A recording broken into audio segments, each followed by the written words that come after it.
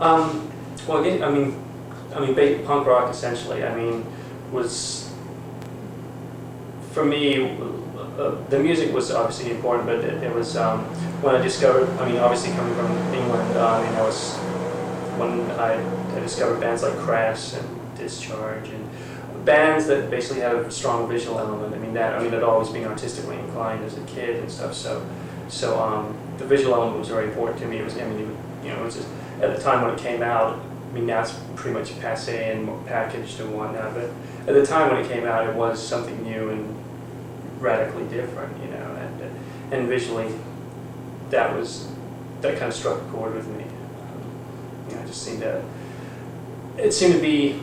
I was never a big fan of like art for art's sake kind of thing, and galleries have always kind of rubbed me the wrong way. And with the exceptions of a few movements in throughout art history, there's very little that I really feel identified with. Whereas punk rock kind of blended, at least with like a lot of the protest art that came along with it, was blended social commentary with a strong visual element. Like basically advertising, basically selling the message. I've always been fascinated by the power of advertising and stuff like that. So it was.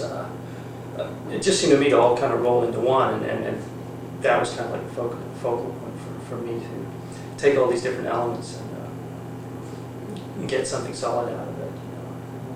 Yeah. How